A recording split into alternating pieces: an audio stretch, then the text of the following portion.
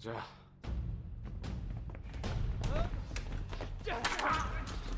Halo semuanya, berjumpa lagi dengan saya di Rama TV. Kali ini aku akan membahas film tentang Midnight Runners.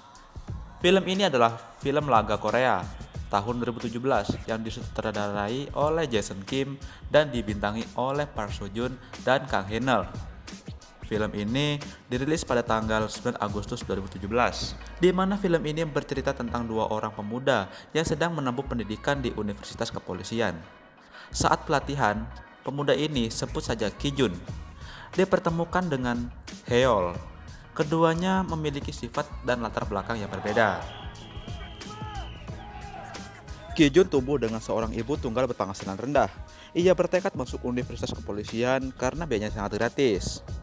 Di sisi lain, Hae-yeol berasal dari keluarga pedagang dan memiliki otak brilian.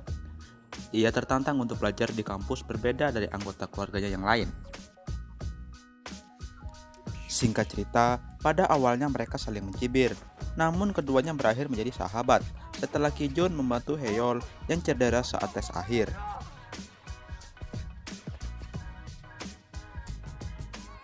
Dua tahun berlalu, suatu hari mereka terlibat masalah yang cukup aneh.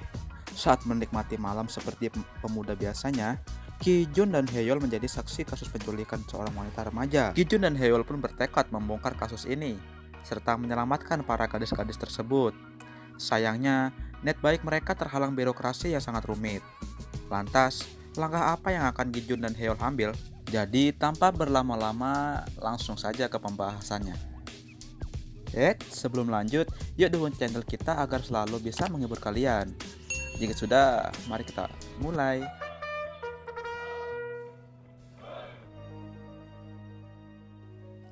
Saat di ruang ganti, salah satu teman sekelas mereka, sebut saja Jae-ho, dia memperlihatkan pacar barunya. Lalu mereka bertanya, "Di mana kau bertemu dengannya?" Lalu Jae-ho bilang dia bertemu di klub Oktagon. Demi mendapatkan pacar, mereka pun merencanakan untuk bisa jalan libur keluar untuk kehidupan asmaranya.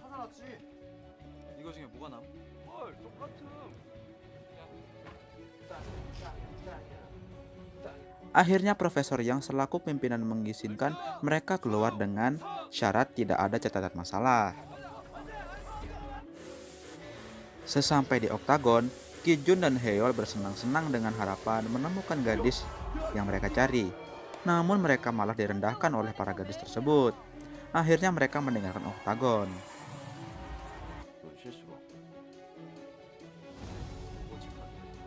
Alih-alih untuk mendapatkan pacar, mereka tertarik pada satu perempuan yang memakai jaket pink. Ki-jun pun memutuskan untuk home bimpa. Siapa menang, dia dapat. Namun mereka tak sadar, perempuan itu diculik oleh mafia. Tanpa pikir panjang, mereka langsung mengejar mobil itu. Dan mobil itu tak terhentikan dan semakin jauh. Lalu Ki-jun menelpon pihak kepolisian. Karena mereka tidak melihat platnya, mereka memutuskan untuk mencari kantor polisi terdekat.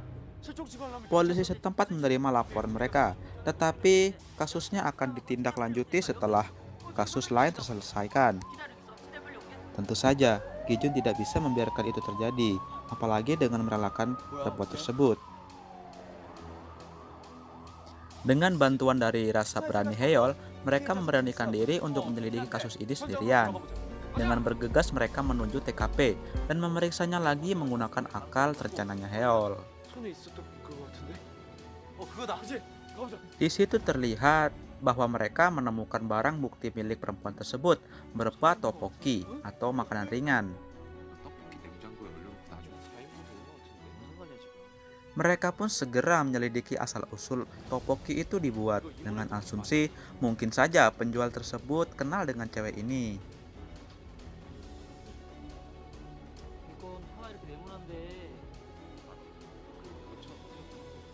Di sisi lain, perempuan ini masih berada di mobil dan akan dibawa ke markas. Mereka ingin menjualnya seharga $500. Shin kembali ke Ki-jun.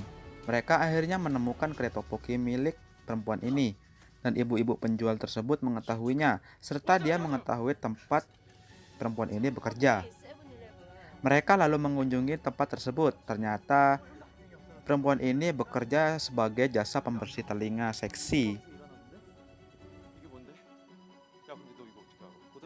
Lalu Heyol pun menyelidiki dan masuk ke salon itu, sedangkan Gi-jun berjaga di luar. 그럼 누구 찾는 건데? 얼굴이 작아요. 아세요? 어머 귀여워. 군인이구나. 누구 왜 그러지? Heyol yang sempat tergoda dengan gadis cantik jasa pembersih kuping, dia tersadar akan tujuannya. Kemudian dia menceritakan ciri-ciri dari perempuan tersebut. Ternyata perempuan ini bernama Yunjung. Dia kabur dari rumah dan tinggal bersama teman pelariannya. 모르지. 걔 가출했잖아. Akhirnya Heyol pun mendapatkan alamat lengkap dari keberadaan Yunjung sebelumnya. Sementara Gi-jun, saat sedang makan ramen, dia melihat polisi yang mendatangi salon itu. Dia pun segera mengalihkan polisi tersebut dan mereka teralihkan. 찾은 것 같은데.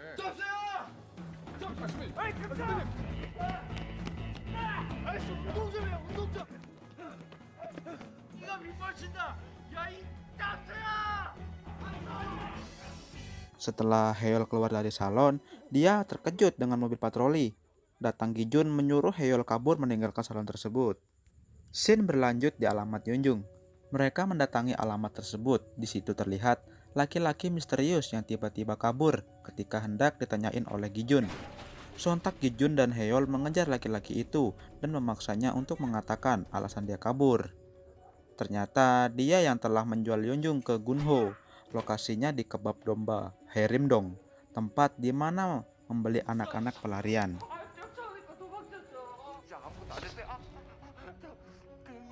야, 너 윤정이 팔아넘기고 돈 받았지? 얘 군호한테?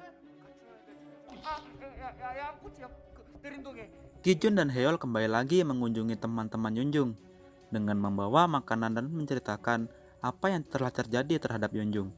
Tentu saja mereka terkejut dan menangis mendengar kabar tersebut.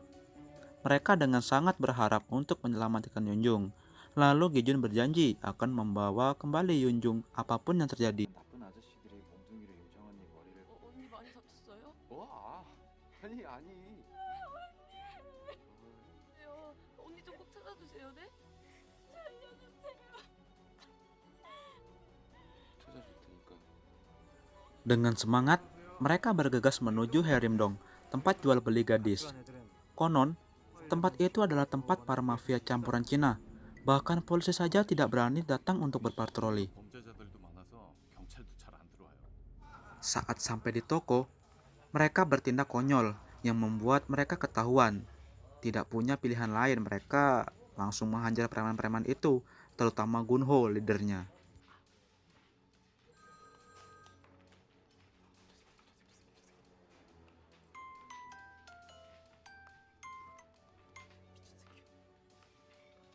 전화기 어찌 니인데 있니?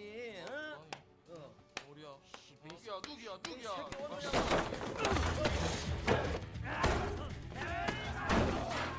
Eits, namun laki-laki ini melaporkan pada ketua mafia tersebut. Gi-jun memaksa agar Gunho mengatakan tempat penampungan para perempuan yang dikurung. Mereka pun menemukannya dan ingin menyelamatkan para perempuan ini.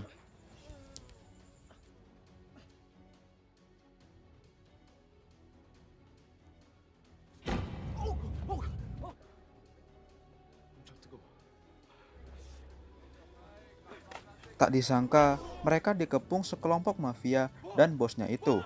Sebut saja Yeon Chung. Heyol dan Gi-jun tidak mampu mengalahkan Yeon Chung karena dia sangat kuat. Akhirnya, mereka juga ikut tertangkap. Mereka digantung dan hendak diambil organ tubuhnya.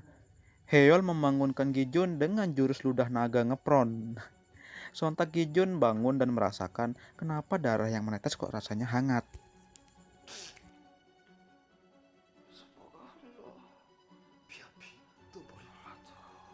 여기 장기적 출혈. Gi-jun berhasil meloloskan diri dan membantu Heyol juga. Ketika hendak ingin kabur, jam tangan Gi-jun berbunyi. Sontak membangunkan mereka semua dan kejar-kejaran lagi.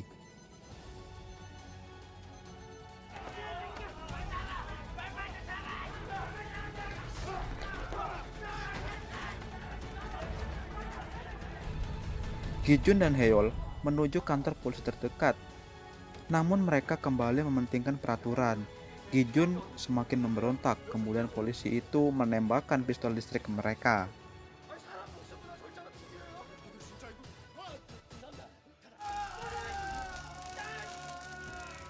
Akhirnya Profesor Yan datang menjemput mereka. Kemudian Gi-jun memberitahukan bahwa ada kasus penculikan gadis yang diambil paksa sel telurnya. Setiba di sana, Profesor Yang memberitahukan agar kasus ini diselesaikan para detektif yang menunggu paling tidak 1 bulan lagi, terutama dengan melacak dengan CCTV. Gi-jun dan Haeyeol tidak bisa melakukan apa-apa lagi dan disuruh kembali ke sekolah. Scene berlanjut. Ketika mereka sedang membersihkan diri, Jae-ho mengatakan bahwa ada kenalan ayahnya yang bisa membantu mereka. Namun Jae-ho enggan mengatakan karena takut. Tapi Gi-jun memaksa, dan dia adalah Medusa.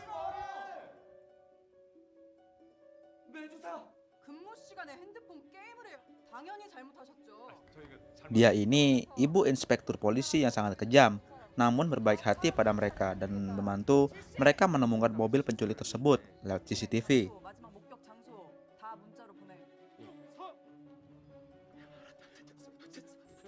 Lalu Gi-jun dan Haeyeol mempersiapkan segala keperluan untuk menyelamatkan para gadis yang diculik. Mereka berlatih dengan sangat giat dan bersungguh-sungguh kali ini.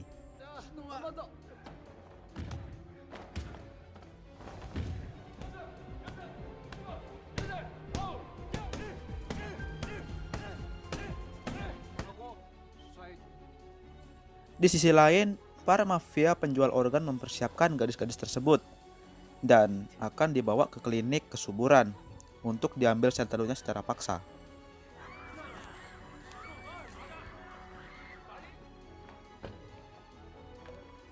Akhirnya tiba saatnya Gi-jun dan Haeyeol sudah bersiap akan menyelamatkan mereka dengan persiapan yang matang.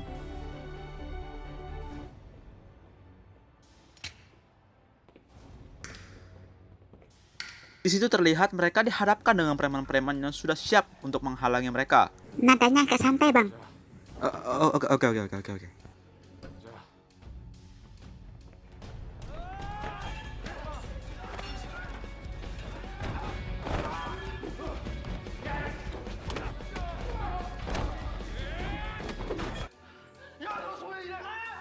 Akhirnya mereka berhasil menjatuhkan para preman itu dan segera menuju ke lantai atas.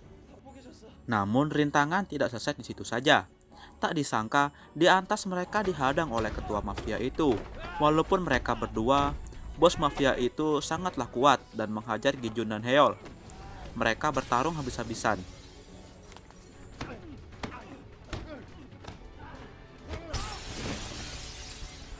Di adegan pertarungan yang terakhir, Gi-jun melakukan jurus andalannya yaitu bantingan maut yang selama ini dia pelajari. Mafia itu kalah dan segera memborgolnya.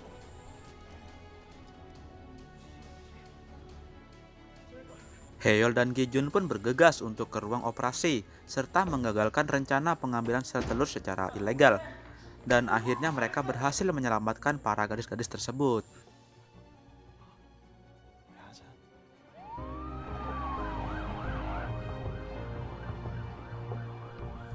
Di sisi lain, mereka akan disidang akan perbuatannya. Mengingat mereka masihlah pelajar, hanya mempunyai 2 pilihan, dikeluarkan atau diberi hukuman. Namun kepala akademik mengakui keberanian mereka dan masih berbelas kasih untuk mereka agar bisa belajar dengan giat kembali. Akhirnya Gi-jun dan Haeyeol tidak jadi dikeluarkan, namun akan diberi hukuman 500 jam kerja bakti. Tentu saja mereka sangat senang dan berterima kasih kepada Profesor Yang. Dan cerita pun... masih ada lagi boy. Di adegan terakhir ketika Gi-jun dan Haeyeol membersihkan jalan di depan kampus utama mereka, datanglah seorang gadis. Tidak lain dan tidak bukan gadis itulah yang mereka selamatkan, yaitu Yunjung. Dia berterima kasih kepada Gi-jun dan Haeyeol. Dan cerita pun selesai. 감사합니다. Terima kasih buat kalian yang sudah menonton video alur cerita yang sudah aku sajikan. Jangan lupa subscribe ya.